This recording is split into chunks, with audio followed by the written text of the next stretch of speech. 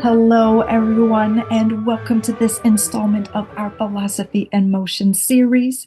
Today we have Caroline Meline with us. Thank you so much for joining us, Caroline. You're welcome. I'm happy to be with you.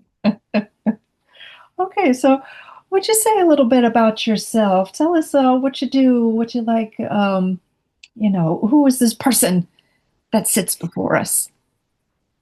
Okay. I am many things, uh, as is everybody is many things, has many parts to their identity. But the one that is relevant here is that I'm a philosophy teacher. And I met you, Kelly, when we were both adjuncts in the philosophy department at St. Joseph's University in Philadelphia. I had been there, in total, I taught there for 18 years. And somewhere toward the end of that tenure, I began also teaching at Curtis Institute of Music, which has a liberal arts department. And I began teaching philosophy there, just one course a semester. And within a few years, I retired from St. Joe's and just continued with my philosophy teaching as a semi-retirement job at Curtis Institute of Music. So I love that job. That is an excellent job for me. I'm thrilled to be part of Curtis, which is a very prestigious music conservatory.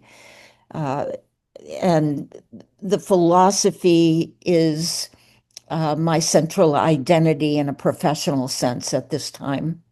Okay, you teach philosophy of time at Curtis, right? I teach it what? Don't you teach philosophy of time? I teach philosophy of time. That's only one course I teach. I every semester I teach something different, and I am able to establish what I want to teach.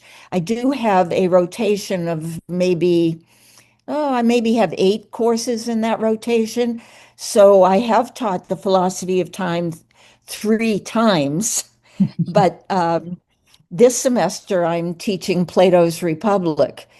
Last semester I taught a course titled Flow, the Philosophy and Psychology of Peak Experience. Oh, Uh, so I vary. I stay more in the realm of metaphysics than I do other topics like ethics. But Plato's Republic is just evergreen, all-time great thing to teach, and this is my third time teaching that. I really like to have students know what this great book is what it is and how it might be relevant to our lives today.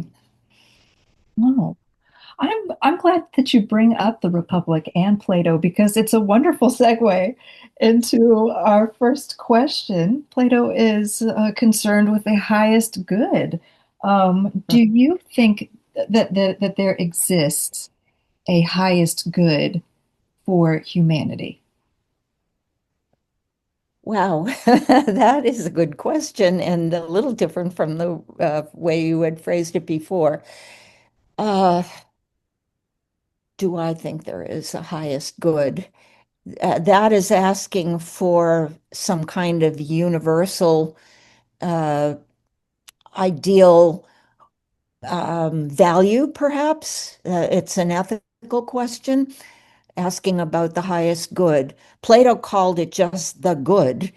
And for Plato, it entailed how to live in a way in which your soul would be in balance, and the highest part of the soul, being reason, would be governing your soul. So, and your life. So I think we could, in logic, conclude that for Plato, the best way to live would be rationally. You would figure out your acts and your goals by using your reason. Uh, and that's a possible answer. I won't choose it. I would not choose it because in the time, the history of philosophy since Plato, particularly moving into the 18th century, and coming to one of my own favorite philosophers, David Hume, we have emotion coming into play in a strong way and competing with reason to be the most dominant part of human nature. And Hume very famously said that reason is and ought only to be the slave of passion and has no other office than to uh, serve and obey it. I think I got that a little bit wrong, but that's the gist of it. Reason ought to serve, I think maybe it was plural, the passions, and has no other office than to serve and obey them. That might be going a little overboard in the other direction. So I would go with a balance between reason and emotion, such that each is informing the other. Uh, and that would be a more pluralistic approach. Okay, but that didn't answer. Do you want me to say, uh, I don't think I would dare identify a universal good, uh, but I could try to identify a personal good. Okay. And uh, the personal good would be to treat other humans and all other living beings with respect. That would be one of my own. I don't know if it's the highest one, but it's pretty much up there for me as a value to treat all others with respect. Okay. Th- So this reminds me of Kant's formula for humanity. Would you align yourself with a sort of deontology? No, no, I don't think so, even though that is the part of Kant that I like the best. That's the part of his ethics, the part that says every human should be treated as an end in him or herself and never as a means only. That is absolutely the value of Kant that I like the best and would take that as my personal credo. But Kant's deontology is more strict in that he gives emotion a very minor role and even views emotion as a detraction from the highest mode of moral life. So no, I couldn't call myself a deontologist. Would you then maybe align with what the critics of Kant, specifically I have in mind Schiller, because I feel as though he's got a good relationship between reason and emotion that might align with you while still finding that middle ground between Kant. So I haven't read Schiller, and so sadly I cannot speak to Schiller. But I'm probably most aligned in a current terminology of ethical theories with Peter Singer's version of utilitarianism. Okay. Uh, I'm really animal oriented, and I'm a huge, and you have animal, your name up there says Animal Birchfield. And I am a great, great love person in love with animal beings, non-human animal beings, and they, as you can see, what I'm hugging in that photo, is a Oh, fur-covered non-human being. And yes, so I love Singer's approach because he's a utilitarian, but he has this kind of ethics where um, all beings deserve to be treated in a dignified way and have a set of goals for themselves that should be respected. Yeah, so that's what the ethics of care is very good too, the feminist ethics. And but it's not fresh in my mind right now what the tenets of it are. But that if I did refresh it, I'm sure there's a lot of it that I would also like. okay. Thank you. Thank you for Sure. Well, entertaining those questions on the fly. okay. Oh, um, that was a very thorough answer. I appreciate that. So we don't believe in a universal highest good over here, but we can you know, promote a personal good. Um, do you think that perhaps even if there isn't a universal good for humanity, that we might have some sort of common good, less perfect good that we could create for each other as a guide? Yes, I think there's an ideal that we certainly could create that would be a common good. And my ideal personal of treating all other beings with respect would qualify, in my view, for that common good. Uh, However, I'm not that optimistic that it Mm. will ever be achieved, unfortunately. Oh, um, very timely statement. I share in your pessimism there. Um, oh, very true words. Very true words, Caroline.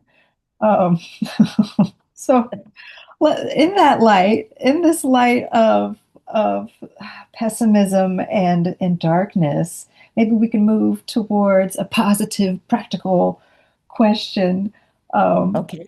how do your everyday practical endeavors serve the achievement of your personal highest good? Or I think I've typically been phrasing it as advantage. Um, but Oh, as an advantage? your highest Okay. good, highest advantage, or your personal maxim that you've promoted about treating others with respect, how does that come into play in your personal endeavors? Ah, it comes into play, first of all, in the fact that I am a mother and grandmother. So I think I have to go back to there.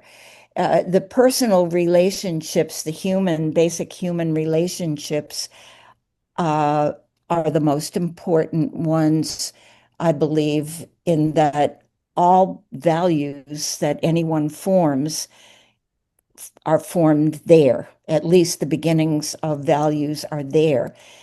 And I can't think of anything more important when I talk about treating all others with respect. I can't think of anything more important than treating one's own children with respect. And that, I think, I intuited that that should be the right value for me as a mother because I grew up in a really dysfunctional family where that wasn't happening. And I have written about this childhood of mine in a book that I published, my first and only book so far that I didn't publish till, and I had to self-publish it because I could not find an agent who would take me on, and that I was an unknown quantity with no platform, which is what is demanded, that you already have thousands of Yeah. followers before they'll pick you up. Anyway, my book is a part memoir and part uh, philosophy and psychology related to overcoming an eating disorder that I had for a very long time, starting when I was in my mid to late teens and going all the way up to the time I was 42, when I finally was able to conquer it.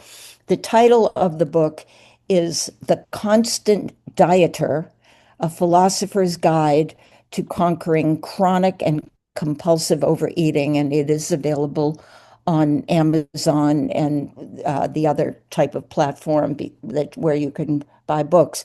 So it's already almost 2 years old, but it's still my it's a book I'm very proud of, and it represents a culmination of what I have achieved in my life in terms of understanding what happened, how did I get an eating disorder in the first place, and how messed up my personal upbringing was, and trying to have ideas that could be of use to other people struggling not only with an eating disorder, but with a more of an umbrella problem I call the fear of success is one way to put it, and another way to put it is unconscious ambivalence. And I go into both of those in this book.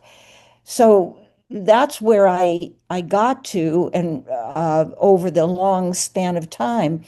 But I would say the practice that I have thought about and has governed me, I probably my entire life, is this notion of treating the people closest to you in particular with respect and extending that outward and doing the best you can with that. I certainly have not been a paragon of it in that my love life was very messed up. And that was the most, the place where I did the worst with all of that. Um, But that I don't think I need to go into here. So, okay. no, So I don't know if I've answered, I don't know if I answered your question or not. you did. You did. I feel you there. Yeah, we don't want to go into the love life. That is no, no, no. No, no. We'll save that for another discussion. Yeah, another venue. Perhaps not Okay. YouTube. Um, Yeah, perhaps at a bar. Go for a drink, real right? talk. Yeah, right. Okay. Um, Oh, that's a beautiful answer because your personal values have led you to this point of a place where you can be a guide to others struggling to identify um, disrespect in their upbringing or just dysfunction and how that becomes internalized and to readdress that within yourself and then build relationships where you can sustain that healthy respect for each other, a reciprocal respect. That's powerful. That's awesome.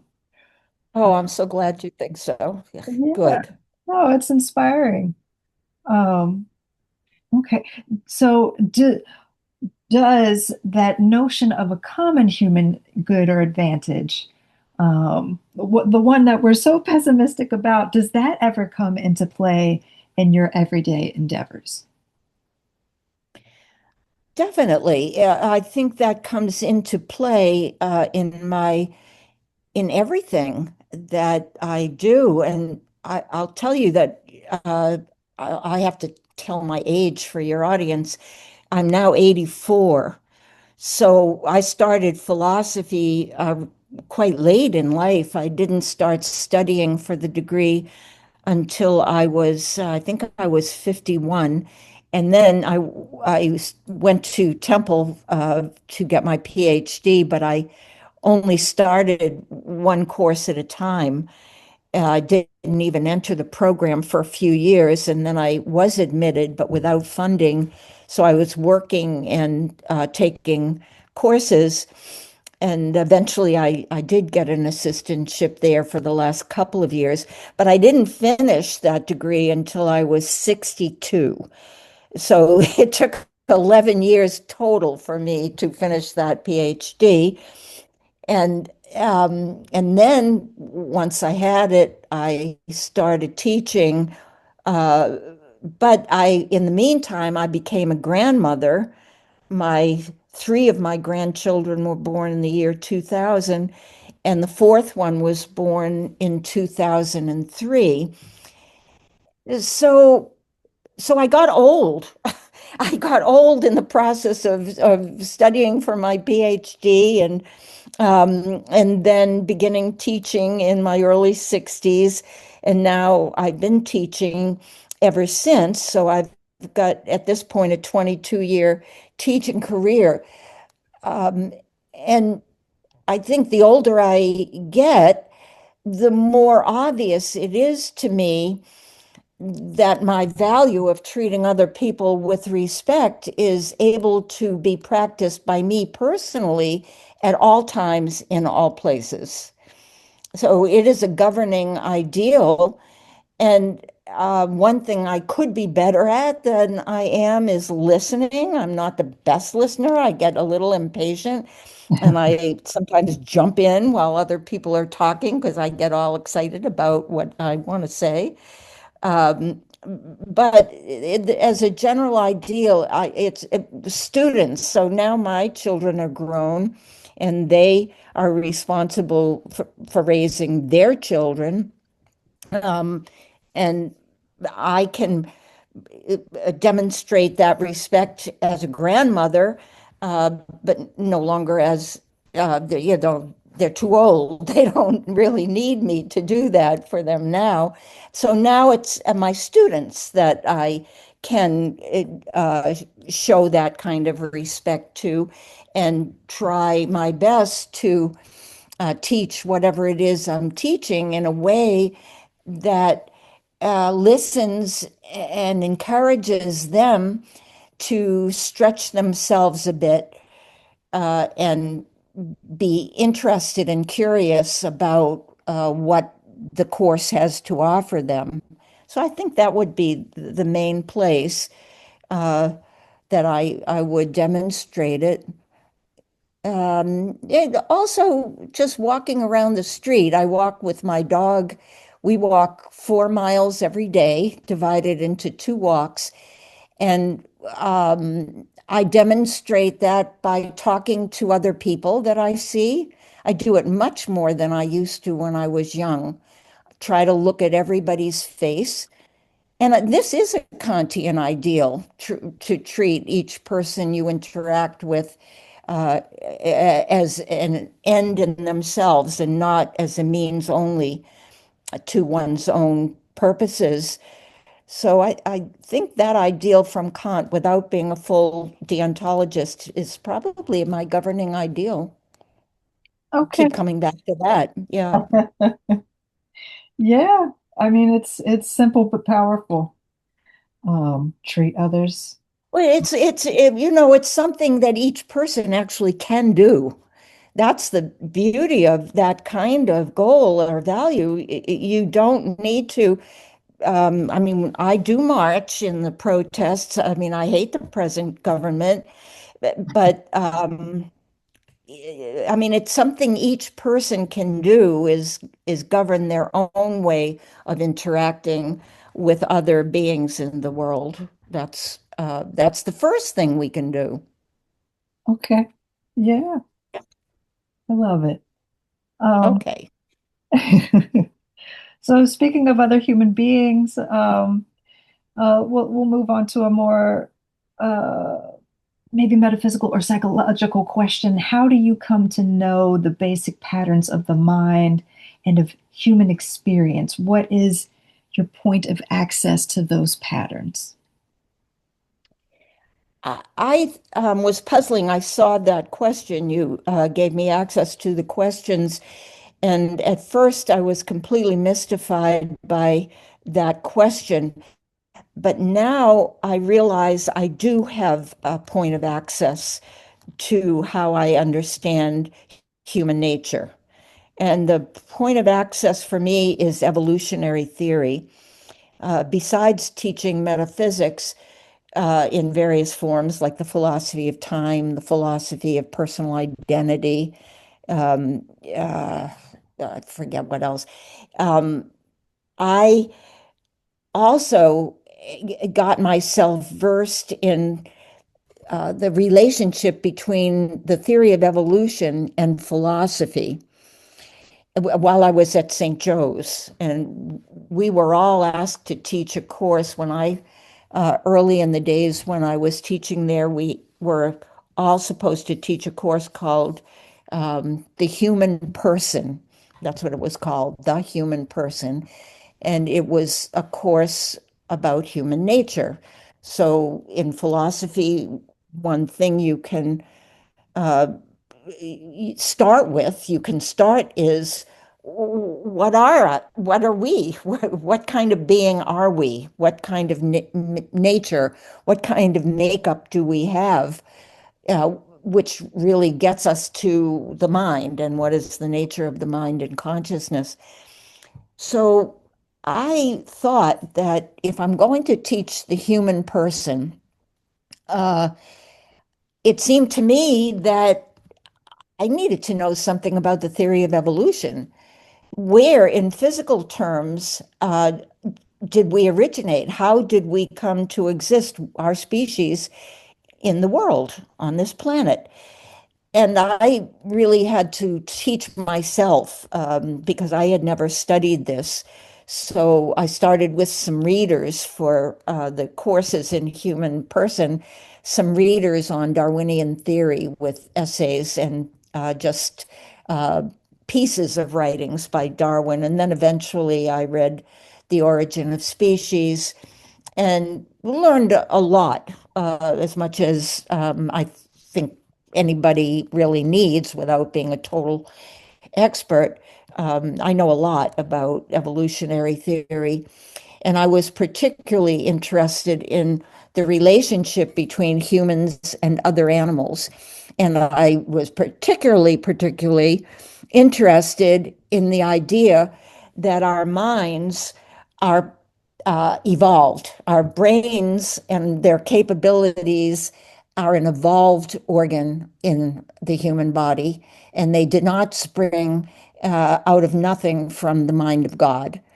So this brings one to a reckoning with a break between religious explanations of the origins of humans and naturalistic explanations of the origins of humans. And I am 100% in in the camp of the naturalistic explanation.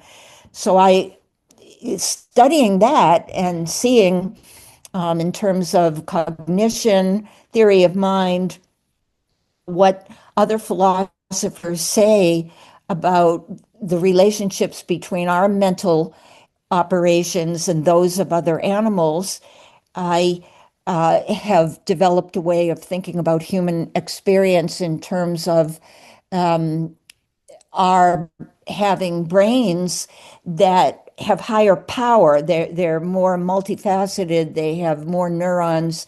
They can do more than most other animals, although it's not really known the extent of the most intelligent animal species intelligence. And the most intelligent ones are animals, apes, and whales. And then there's a number of close seconds, wolves, and I don't know which others to say, all the primates.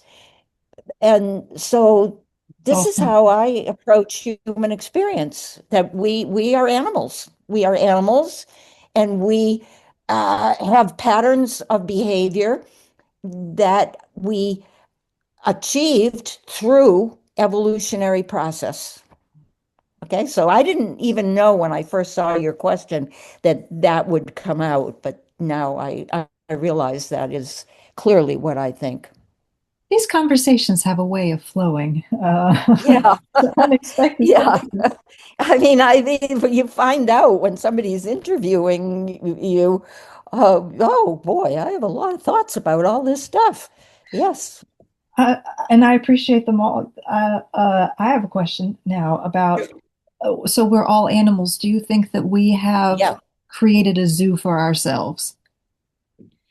That is in terms of have we caged ourselves in, I think you mean. Is that what you mean? Yes. Um, it may be that we had no choice. That's another kind of answer. It may be that because of the nature of our minds, uh, we are locked into our own the limits of our own knowledge. So we can only know the what our brains can know. It's an open question whether AI will allow us to exceed the limits of our own brains. And those who are positive about AI think that is see it as an opportunity to do that. And those who are negative fear that what bad things AI can do going beyond the limits of the human brain.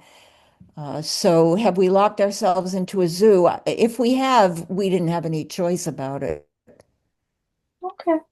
I mean, what is all this about going to the moon and getting off our planet? And I mean, is that could that be we're on this earth. We've got this planet that we're ruining, right? So once it's ruined, we're not going to have any place to live. And there's a lot of science fiction about this. Next semester, I'm teaching science fiction and philosophy. So I get to go into this stuff with literature and movies. Um, so yeah, is this our hope that we colonize the moon? It sounds absurd to me, but I'm not sure it is. We're just trying to escape this trap we've set for ourselves. Yeah, yeah, To the yeah. moon. I mean, the trap is we did. It is a trap because it's a trap because of the human brain uh, wanting to do whatever it can do, which leads to more and more science, more and more technology. Without it led to nuclear weapons, the atomic bomb, and AI now. And so I think it's the nature of the human brain to keep trying to get beyond its own limits. And where that'll get us to is anybody's guess, really. Woo.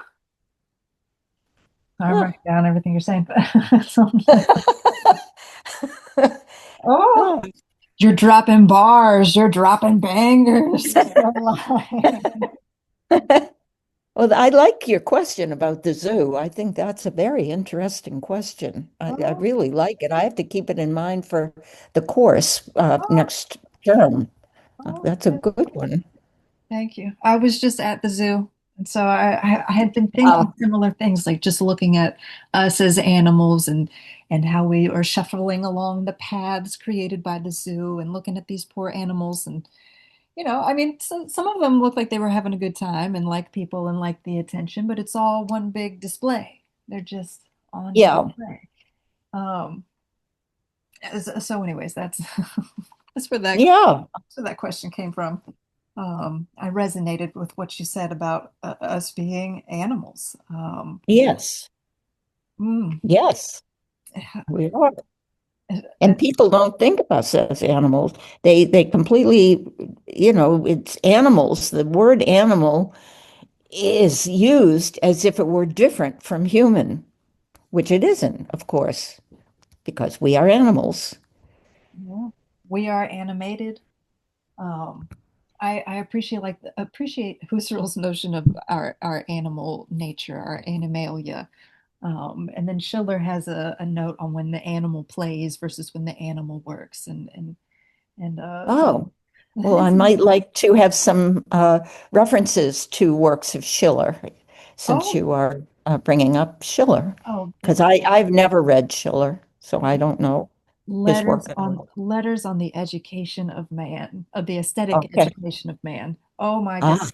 So both ah, a quote from that work and then a quote from Ideas 2 of Husserl on Animalia. I've got that on my email oh, signature line. yeah, yeah, yeah. So I agree with you and I try to lean into that. Not only am I a drummer, hence the name, but just, I think it's important for people to get in touch with their greater animal nature. Maybe we could call that shadow work. I don't know. Oh, that's interesting. An But interesting term, shadow yeah, work. but Hmm.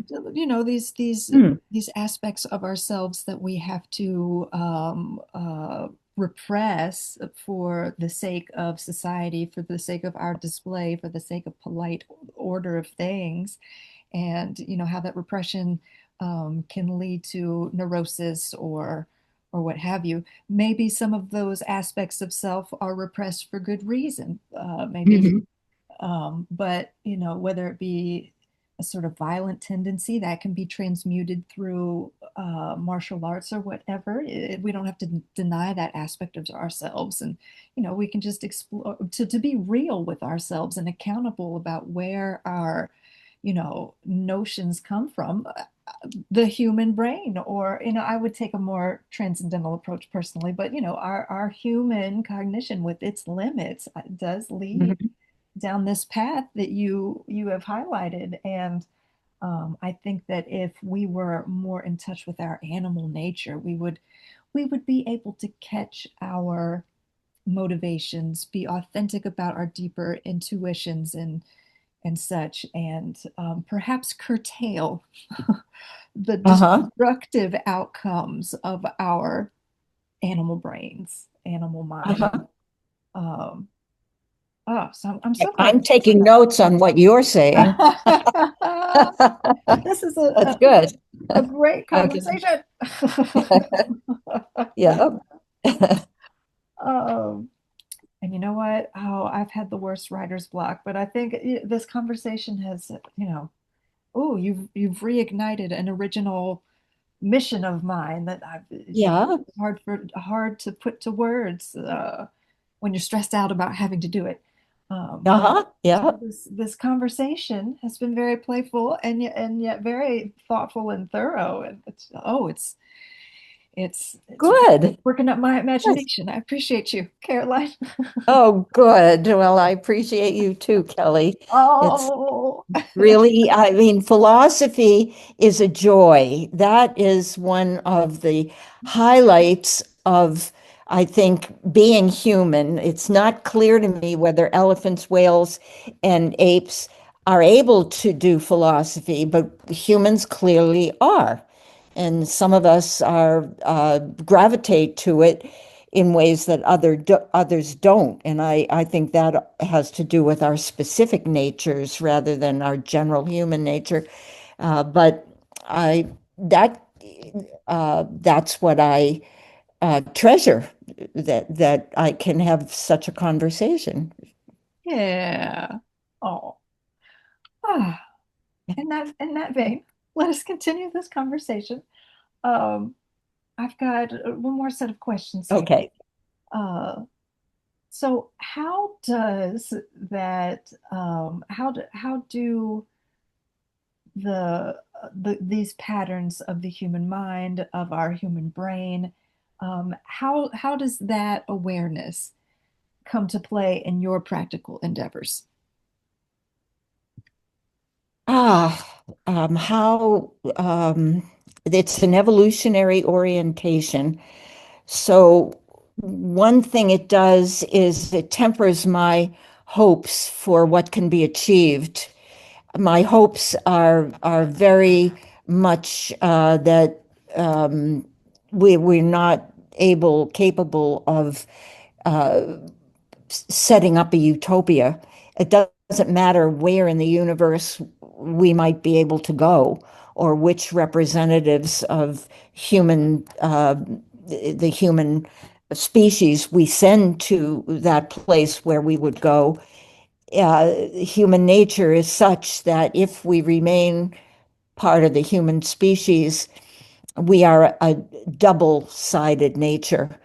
I don't know if it's two is sufficient for the sides, but I mean, there's a dark side and a light side, and maybe yin and yang, the ancient Taoist idea of yin and yang is possibly good enough to capture that idea. So that's it. We are double, at least double, and we aren't um, able, we are not capable of not being double. So that means if there's anything we can do, it would be to keep that awareness that we have urges that are not going to be good for us or the rest of the people we deal with, and to keep an eye out and try and block them. And that, I mean, sadly, that's what I think is the work of being human, is to encourage the angels and discourage the devils. And these are very trite way of putting it, but I think it's true. So I keep in mind that idea that, and with that comes a lot of possible work on in terms of forgiveness that I'm not that good at. Forgiving myself, I'm not so good at. Mm. And I have a side of me, and I do write about this a lot in the book. It's what I mean by unconscious ambivalence. And I follow Freud in this, that there's a kind of death instinct or an instinct toward aggression that can translate into a desire to destroy the best part of oneself and can lead to destroying relationships with other people. And the only answer to that is awareness. So that is what I would encourage is to accept that we have this kind of dual nature. And I think some of the ancient wisdom is as good as anything we've come up with today. Last semester teaching flow, I started with the ancient Eastern philosophies of Taoism and Buddhism. Then I went to the Western one of Stoicism. And then finally, I went to modern flow theory by the Hungarian Mihaly Csikszentmihalyi is his name. And then to Viktor Frankl, who is a model. Viktor Frankl is one of the great ethicists and humane beings that I think humanity has ever given rise to. So I do look for the wisdom of the great philosophers of the past and the more recent past. I don't know which ones are the great philosophers of the present because we won't know that until time has tested them. But that's that would be how teaching philosophy and taking those ideas into myself, and then what the ideas I'm walking around with, those are what I use to interact with other people, so that basically all my interactions with other people are philosophy, Kelly. I do philosophy constantly. Yeah. Anybody who talks to me, all my friends know this. So, and my family, if you let me, every conversation is going to be a philosophical discussion. I love it. Okay. I I love think that I think that's right. I think that's how I do make use of those basic patterns. Yep.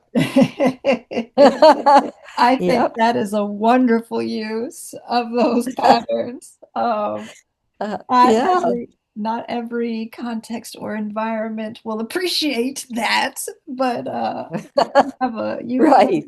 you have friends here. Yeah. Well, you know what? You can find it just talking to people on the street. I mean, people on the street, if you set a certain tone, you find all these natural philosophers.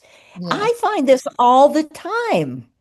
You just say something in a mode that makes an idea into something more general, like, well, don't you think people are kind of dual and that we all have a bad side and a good? If you were to say something like that to like anybody on the street, you would have a discourse. You would be able to have a philosophical discussion with that person. They would have ideas about that. Yeah, That's what yeah, I agree. I agree. yeah, Um, I'd like the technology to take this interview series to the streets. Um, yeah, I, yeah.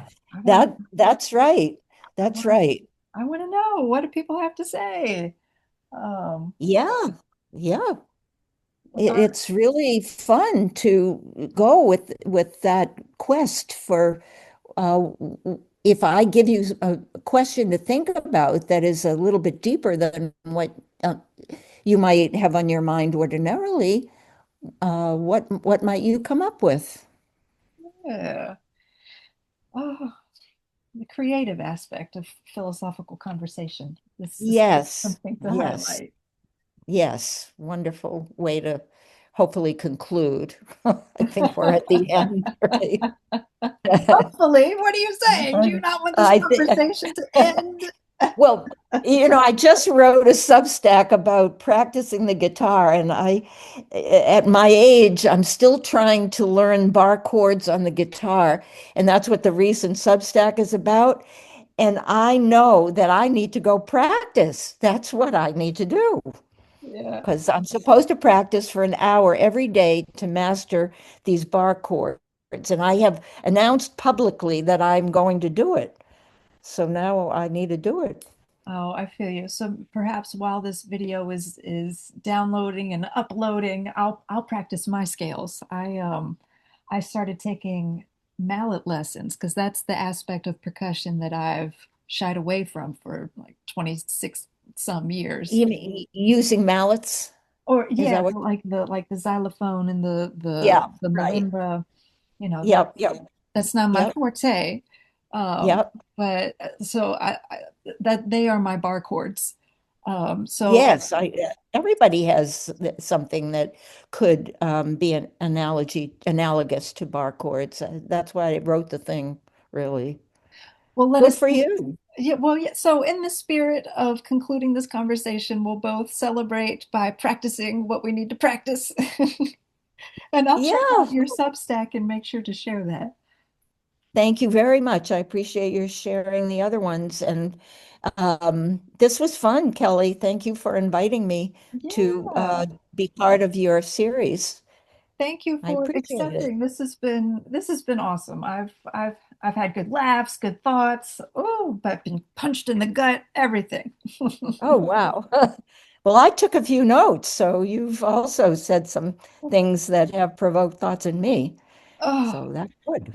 I hope we provoke our audience, and I thank you for sharing your voice on our stage and being part of the community. Um, Thank you. I'll talk to you later, Caroline, and see you all next time. All right. Be well.